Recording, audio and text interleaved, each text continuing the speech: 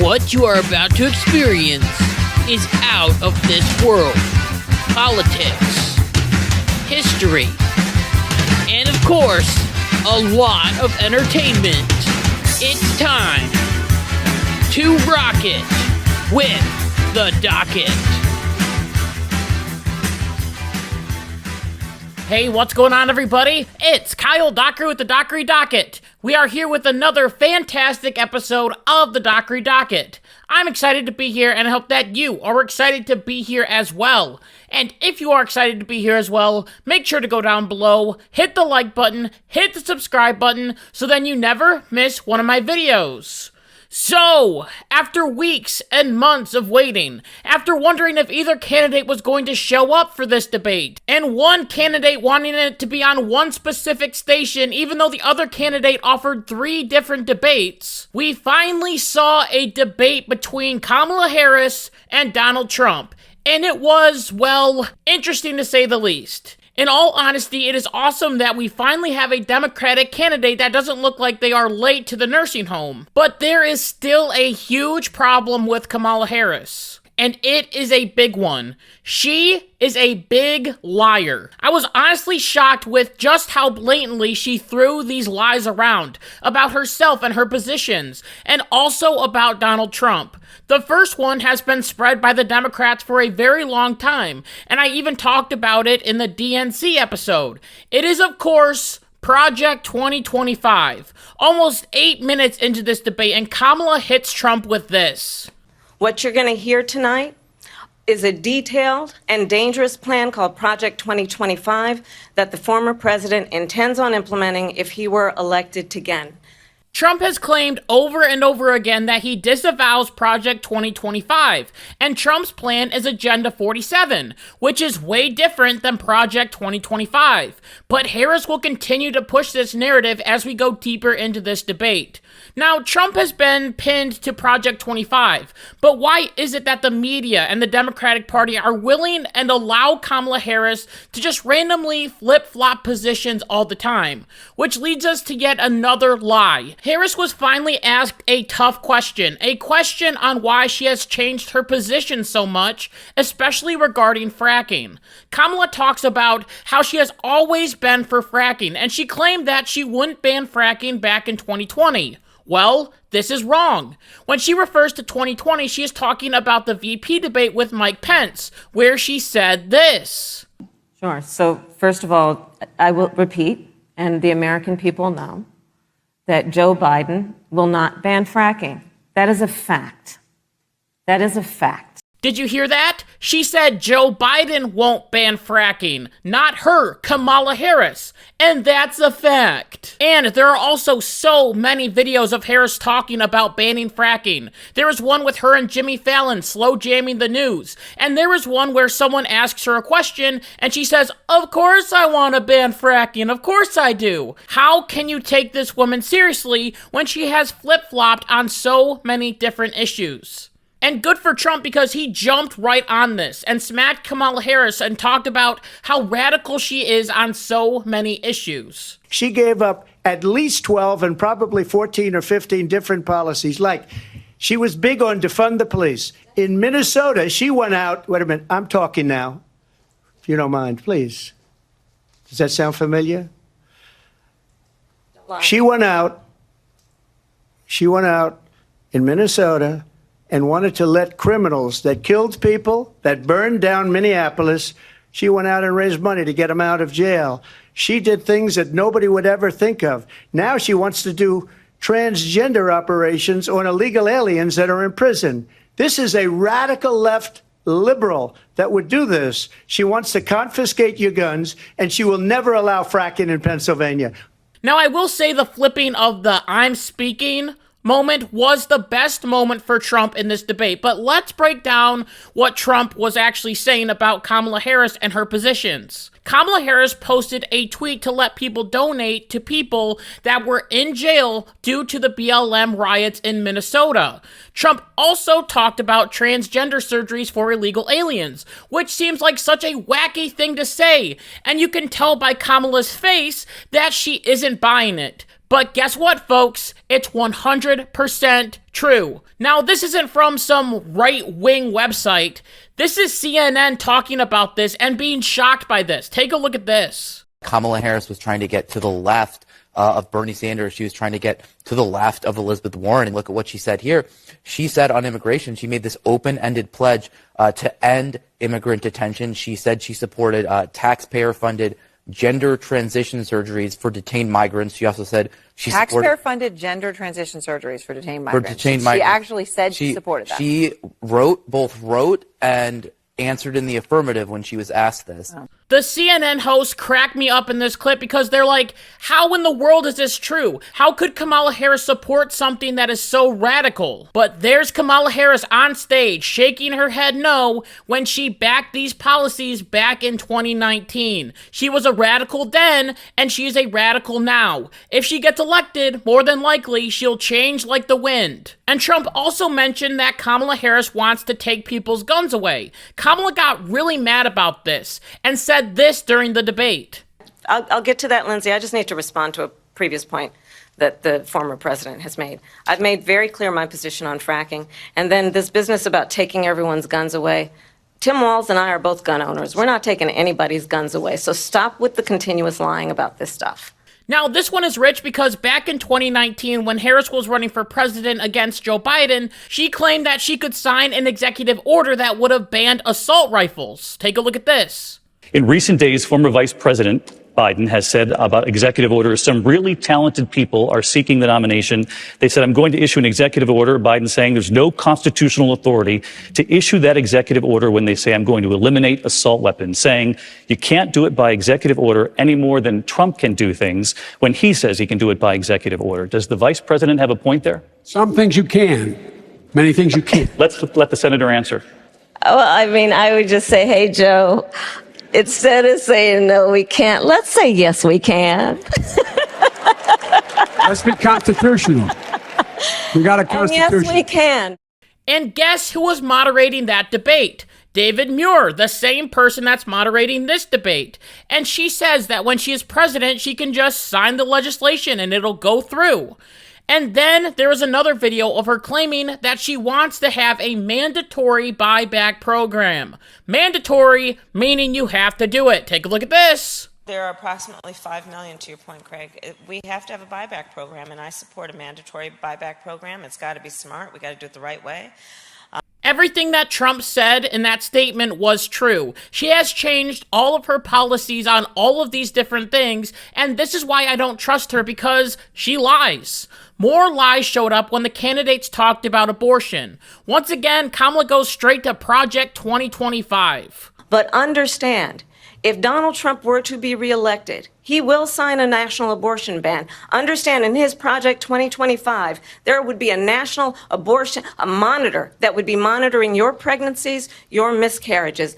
Now, once again, I mentioned this in the DNC video. There is nowhere on Trump's website, or has Trump ever said that he wants to sign an abortion ban. The man isn't even that extremely pro-life. He believes in the 3 exceptions of rape, incest, and the life of the mother. So it wouldn't make sense for him to sign an abortion ban because he doesn't believe in the abortion ban. And because Trump doesn't follow Project 2025, there will be no national monitor for miscarriages or women's periods and all that other crap, because it's all a bunch of lies. Luckily, Trump was able to respond to this and call Kamala Harris a liar. Thank you, Vice President Harris. Well, there she goes again. It's a lie.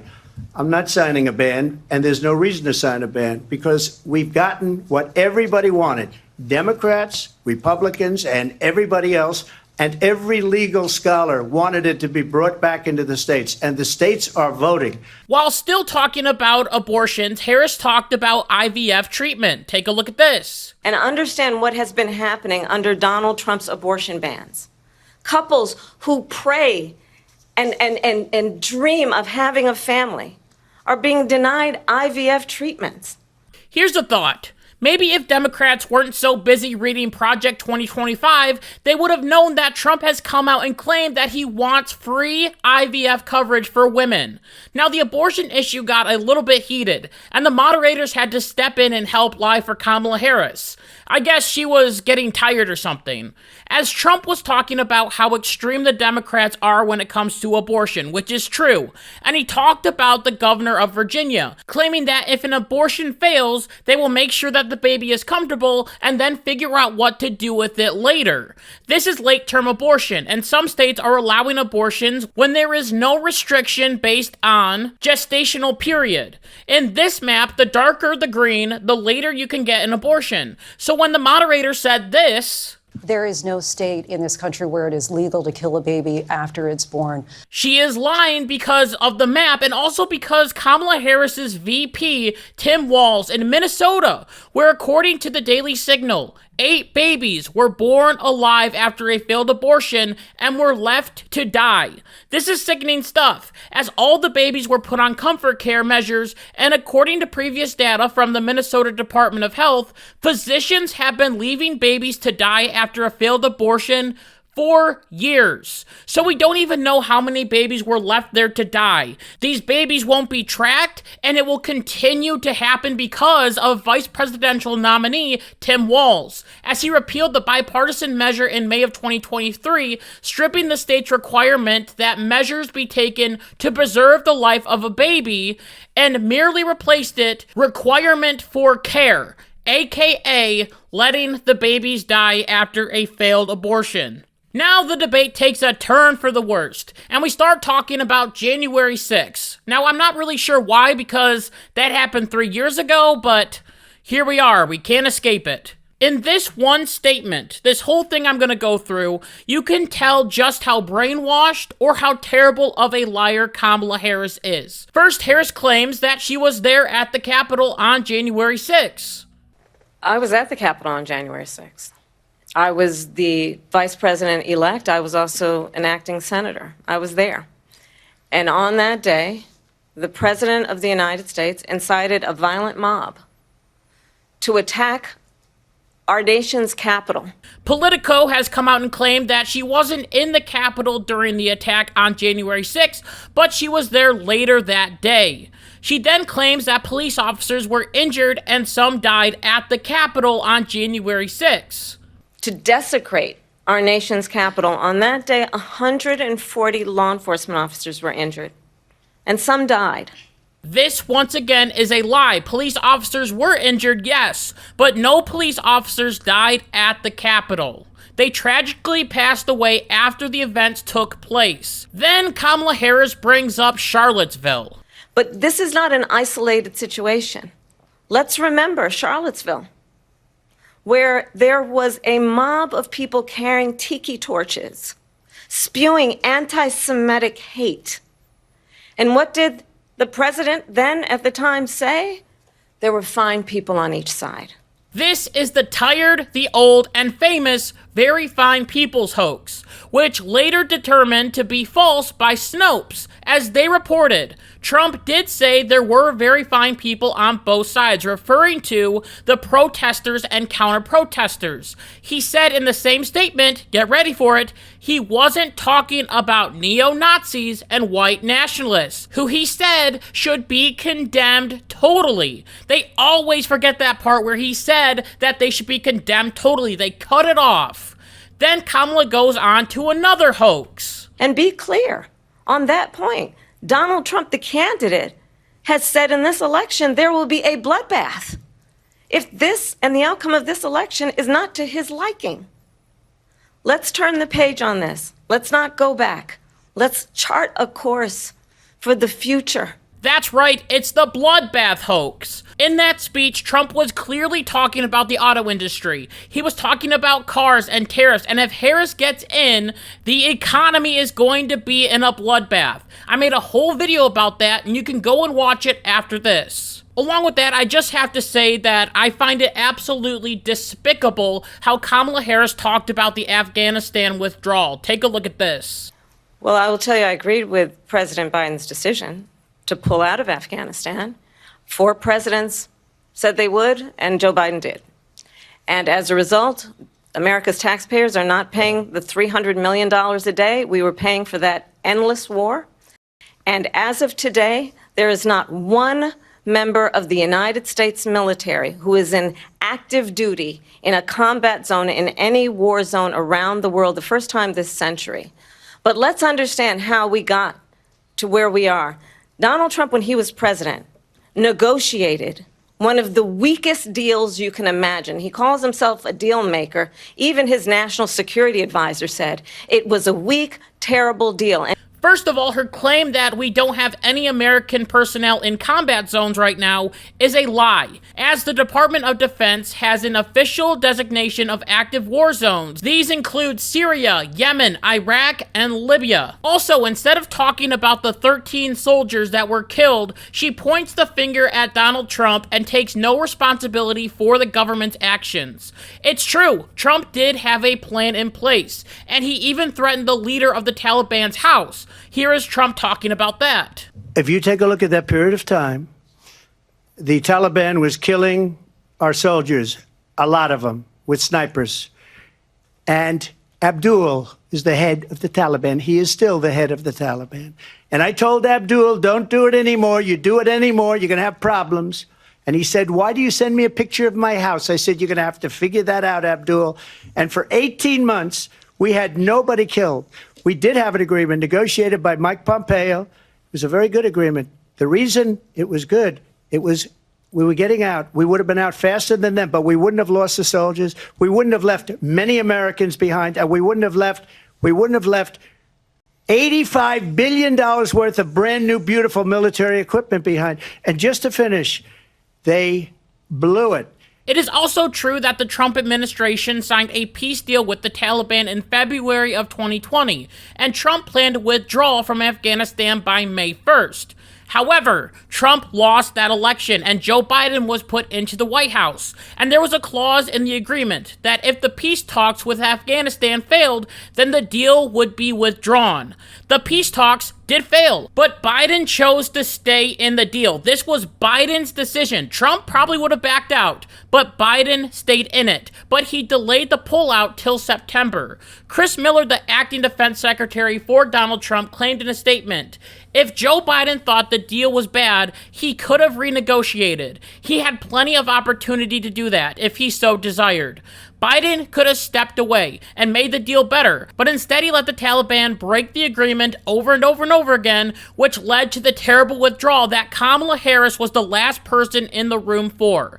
Now, my question is, why can't Kamala Harris and Joe Biden just take a little bit of responsibility for this failed withdrawal? Why is it that they can't mention the 13 American soldiers that were killed and people that fell out of an airplane because of their failed withdrawal? Why is it that Harris and Joe Biden and the media attacked Donald Trump relentlessly for going to Arlington National Cemetery to remember those soldiers, and they ignored the fact that he was invited by the parents? And the parents also invited Harris and Biden as well. But once again, they ignored them. Honestly, shame on Joe Biden and shame on Kamala Harris for that whole section about the Afghanistan withdrawal. And after all of these lies, I don't know how in the world you can trust this woman. I don't understand how. Now, I know you're all so excited for me to talk about Donald Trump, but the thing is that this episode is getting a little bit too long. So I'm going to have to make a part 2, which will be out hopefully tomorrow. And with that, I just want to thank you so much for listening to this episode of the Dockery Docket. And until next time, like my mom always says, be good, be kind, be loving, goodbye.